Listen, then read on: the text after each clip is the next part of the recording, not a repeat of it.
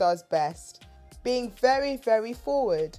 Now, this can usually work with some men, but so far, we've seen that Precious has actually turned off quite a few guys by being very forward.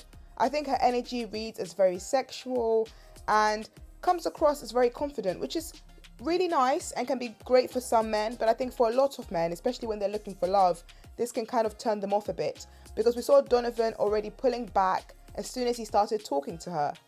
So when he met her, he found her very attractive, but as soon as she started talking, he started doing that thing that we've noticed guys do around Precious: look uncomfortable.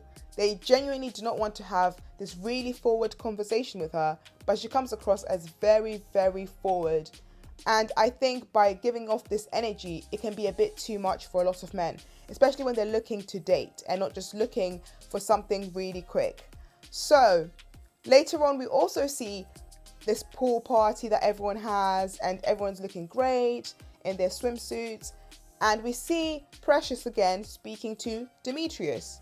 And Demetrius says a similar thing as well about Precious. He talks about how her energy is very much about going out and going for drinks and socializing, and he doesn't know if that's what he's always going to want, because in a relationship, there is that moment where you're going to have to be calm and quiet and stay at home.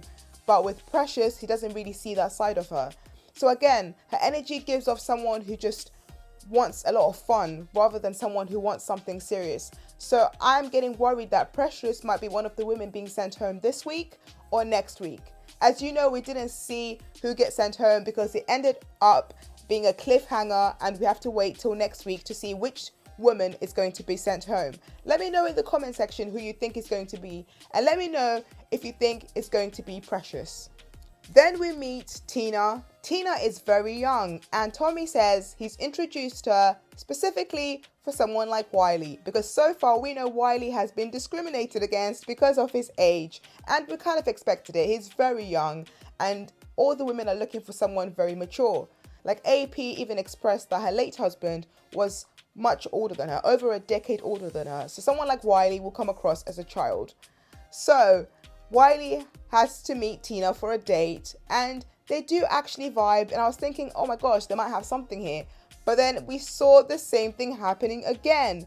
Tina seems to want an older man. So I'm not quite sure what Tommy was thinking, even introducing her to Wiley.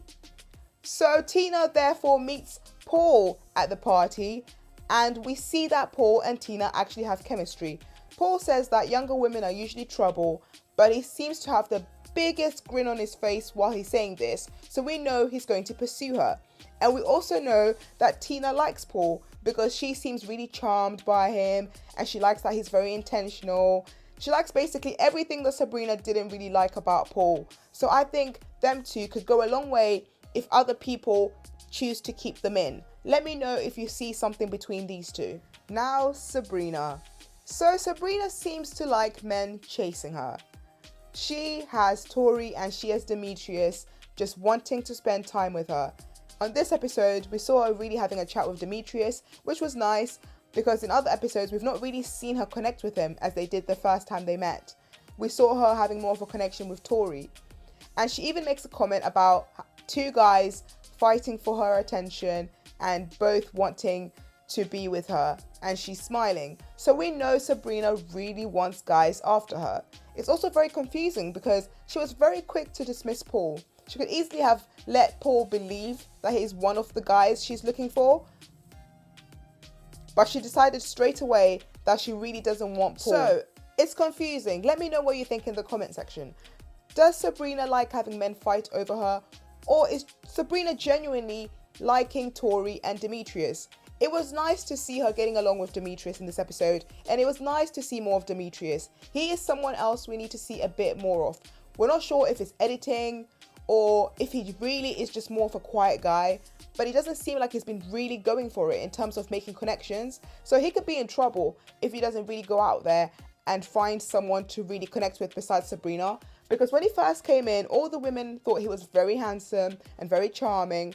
But so far, we have not learned much about Demetrius, besides the fact that he's cheated in the past and is now looking for love.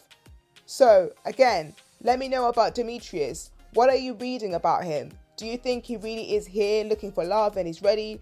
Or is he just going to be a bit too boring for this show? Now, Joy is great. She's high energy, very bubbly, and very fun and confident. And all the guys seem to really like Joy.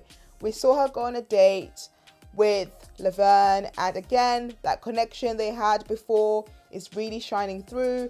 I think Laverne is really starting to like Joy, and we know Clifton likes Joy. So them two are going to start fighting over her very, very soon.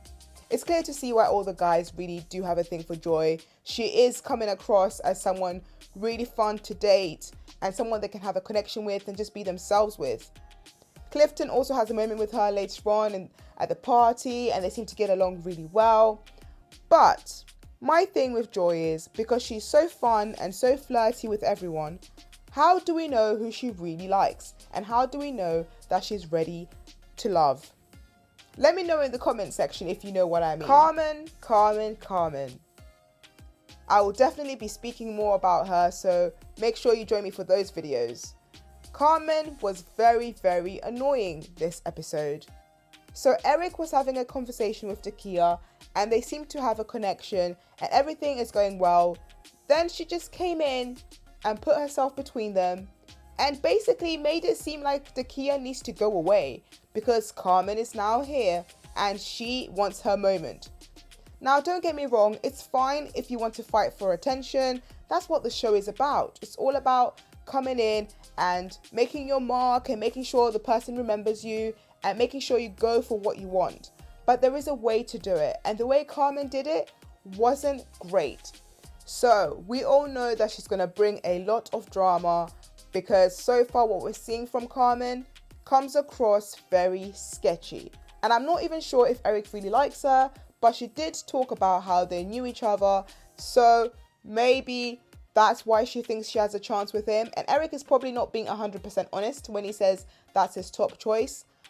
But I don't see Carmen going far if she carries on this attitude. Let me know what you think in the comment section. We didn't really see much of Ace this episode, which is a shame because she's one of the quieter ones. So it would have been nicer to see her. But we did get to see AP, and we know AP is one of the newer women, and she also has a late husband, so she's trying to find love again. The thing with AP though, I feel, is she might not be ready to love, because on all the dates, it comes across like she still wants to talk about her husband and the experience of losing him, which must be very, very, very difficult. And all the men seem to question whether she's really ready to love and whether she's going to be very affectionate. So my guess is AP is going to leave this next episode or the episode after. I just don't see her going far, and I don't really see her making any connections, and I'm not quite sure if this show